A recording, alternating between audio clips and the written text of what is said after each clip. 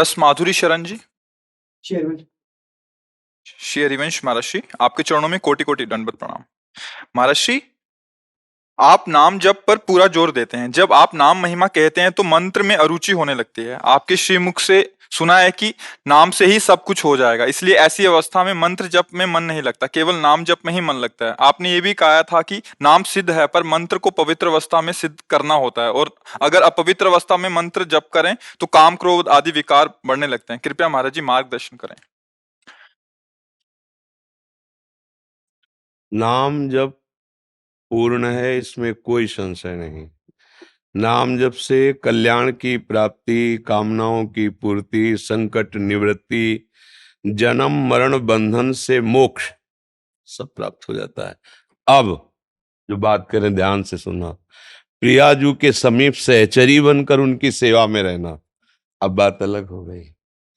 अब इसके लिए जो सहचरियां आचार्य रूप से आई हैं और जो मंत्र दिया है, उसका निरंतर पवित्र अवस्था में और अपवित्र अवस्था में नाम, ये करना ही पड़ेगा, तभी स्वरूप की प्राप्ति होगी। सहचरी स्वरूप, पाप का नाश हो जाना, कामनाओं की पूर्ति हो जाना, रोग की निवृत्ति हो जाना, जन्म मरण बंधन से मुक्त हो, सब कुछ नाम भगवान कर देंगे। और नाम भगवान की कृपा से ही सदगुरु की प्राप्ति होना, और सदगुरु की कृपा से निज सेवा का स्वरूप प्राप्त करने का मंत्र मिलना, और मंत्र की कृपा से स्वरूप की प्राप्ति होना।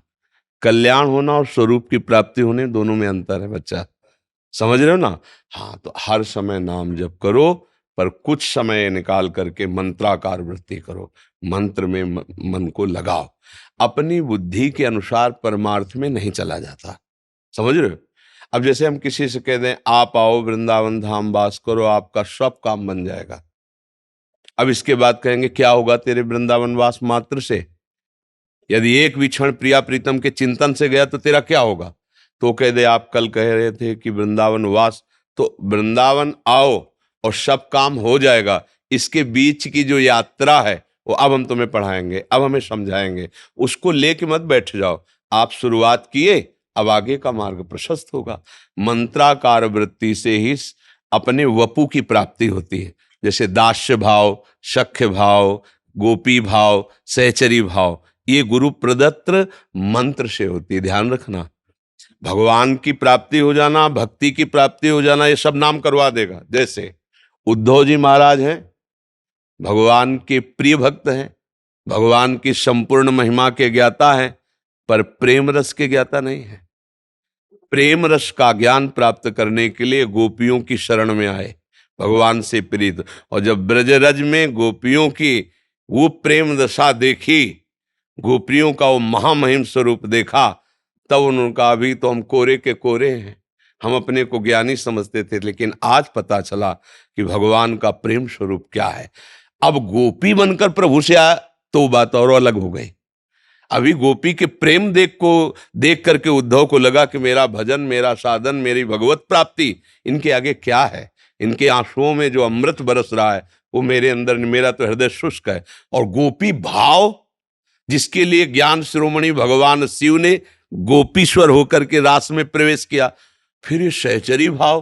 तो इसलिए अल्पज्ञता का त्याग करके गुरु वचनों पर दृढ़ विश्वास करके हमें आगे बढ़ना है। जो हम सत्संग में बोलते हैं सार्वभौम सिद्धांत, वो है संकट निवृत्ति, दोष निवृत्ति, पाप निवृत्ति, भगवत प्राप्ति, कल्याण, आवागमन से मुक्ति, सब सामर्थ्य नाम में विराजमान है। और नाम की ही कृपा से सदगुरु की प्राप्ति, सदगुरु की कृपा से मंत्र प्राप्ति, मंत्र की कृपा से स्वरूप भाव की प्राप्ति। समझ रहे ना? हाँ, इसलिए उसमें संशय नहीं करना चाहिए, गुरुजनों के वाक्यों के भाव को समझना चाहिए। समझ पा रहे हो?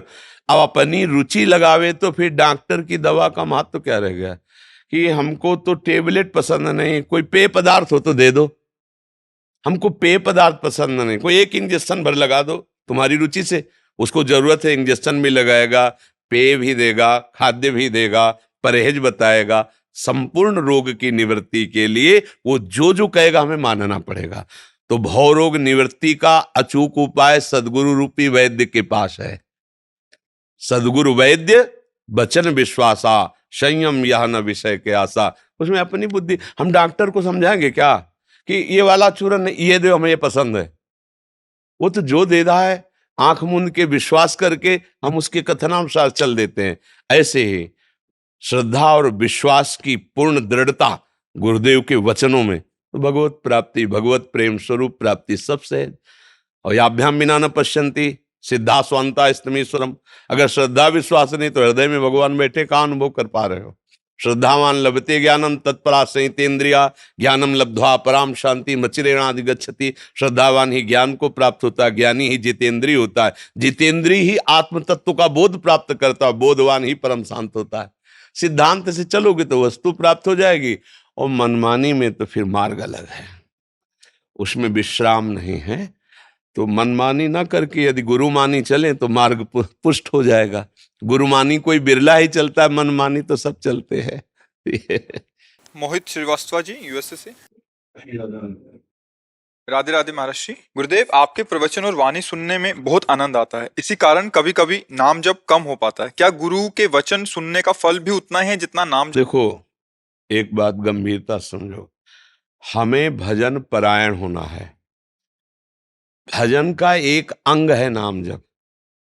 हम कभी ठाकुर सेवा में हैं, कभी पद गायन कर रहे हैं, कभी रूप के चिंतन में डूबे हैं, कभी भगवान की चर्चा सुन रहे हैं, कभी भक्तों की सेवा में लगे।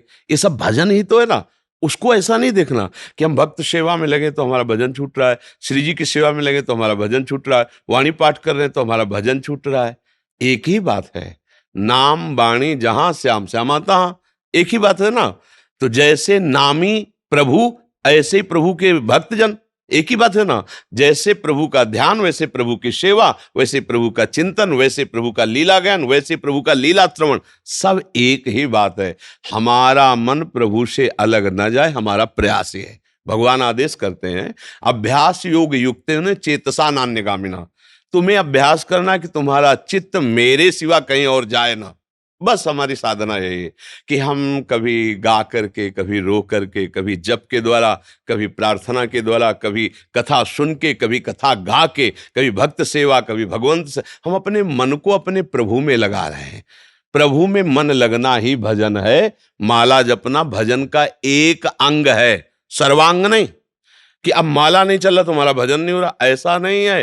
फावड़ा चलाना भी भजन है। तो भजन का जब स्वरूप समझ जाएंगे ना, तो नौकरी करना भी भजन है, व्यापार करना भी भजन है। बस भजन उसको उद्देश्य बना ले कि मेरी इस सेवा से भगवान प्रसन्न हो। जब युद्ध रूपी सेवा से भगवान प्रसन्न हो जाते तो इसी के नीचे ही सब सेवाएं, इससे बड़ी कोई सेवा नहीं। क्योंकि युद्ध में सीधे अंग छेदन है, मार काट है, और भगवान कह रहे हैं ये भी मेरा भजन है। मामनुस्मर युद्ध च मेरे लिए जब युद्ध करेगा तो मेरा ही स्मरण रहेगा, और मेरा स्मरण रहेगा तो भजन है, आज्ञा का पालन कर। तो भाई, हम किसान हैं, हम नौकरी पेशा वाले हैं, व्यापारी हैं। अगर हम इस बात को नहीं समझेंगे तो हम फिर समझेंगे कि हमसे भजन होता ही नहीं। भजन का मतलब है, जैसे अब हम लोग हैं तो हमारा रात दिन एक ही धंधा है, प्रभु को गाना, प्रभु को रिझाना, प्रभु का सुमिरन करना। आप गृहस्थ में हैं, बच्चा, पत्नी, रिश्तेदार, नातेदार, साधु, महात्मा, अतिथि, सबको देखना है। ये सब भजन के अंतर्गत आएगा। पर अंदर से भाव रख लो, मैं प्रभु का हूं, ये सब कुछ प्रभु का है, और प्रभु की प्रसन्नता के लिए कर रहा हूं। हो गया, नाथ सकल संपदा तुम्हारी, और मैं सेवक समेत सुत नारी। भजन हो रहा है। ये भजन का स्वरूप समझना पड़ेगा, नहीं तो फिर लगेगा कि अब ये कोई संत आए, हम उनको प्रणाम करें, उनसे बात करेंगे, हमारा भजन छूटेगा। तो जो कर रहे हो वो भी गायब हो जाएगा, अवज्ञा हो गई तो वो भी गायब हो जाएगा। हमारे यहाँ ये आदेश है आचार्यों का कि जैसे श्री जी की सेवा हम कर रहे हैं, और इतने में कोई संत आ गया श्री जी का लाडला, तो हमें श्री जी को विराजमान कर देना है। पहले उठ के उनको प्रणाम करो, उनका आदर करो, और उनकी आज्ञा लो, फिर सेवा में बैठो। प्रभु से अधिक यदि प्रभु के भक्तों का आदर किया तो इस माया पर विजय प्राप्त कर लोगे। भक्त चरण धरि भाव, तरत भव सिंधु आगा। ये संपूर्ण भजन है। समझ पाए आप? दिलीप यादव जी मुंबई से। राधे राधे महाराज जी, आपके चरणों में कोटि कोटि प्रणाम। महाराज जी, मैं पिछले 6 महीने से आपका सत्संग सुन रहा हूँ। मैं राधा नाम जपना चाहता हूँ, पर व्यापार के कारण शारीरिक शुद्धता के नियमों का पालन नहीं कर। नहीं, राधा नाम में शुद्धता की बात तो कोई हमने कही नहीं। उठते बैठते चलते फिरते पवित्र या अपवित्र कैसी भी स्थिति में राधा राधा राधा राधा मंत्र जपने के लिए पवित्रता का विधान है। नाम जो तो जैसी भी परिस्थिति में हो नाम तो जप सकते हो ना। अच्छा, व्यापार में शरीर से क्रियाएं होती हैं, हम वाणी से ज्यादा क्रियाएं नहीं करते, ज्यादा क्रियाएं शरीर से होती। कोई भी व्यापार, मान लो ग्राहक ही है तो कुछ बातें हो गई, इसके बाद क्रियाएं होती हैं।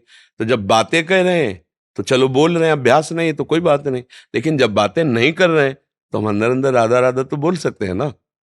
तो ये कि हम करना चाहते हैं पर कर नहीं पाते, ऐसा नहीं। नहीं महाराज जी, मुझे जब भी समय मिल रहा है मैं राधा नाम जप रहा हूँ। हाँ। बस ये होता है कि अब जब जब पहले कभी नहीं कर रहे थे हाँ। तो कुछ भी कर लो कुछ फर्क नहीं पड़ता था, लेकिन जब अब कर रहे हैं तो ऐसा सोचते हैं कि कहीं कोई गलती ना हो जाए, कहीं कोई त्रुटि ना हो जाए। नहीं, उससे तुम बेपरवाह रहो।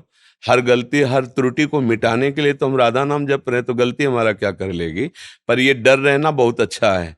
इस डर से अंदर से ये रहेगा कि कोई पापाचरण करने के लिए मन प्रेरित करेगा तो आप उसे डांट सकते हैं। किसी का गलत करने का जो भी अंदर भाव आवे उसका दमन करना चाहिए, गलत आचरणों के लिए मन को रोकना चाहिए।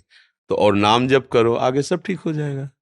डॉक्टर मीतू, भजन में निरंतरता लाने के लिए क्या करना चाहिए? देखो, निरंतरता उससे होती है जिससे हमारा प्यार होता है।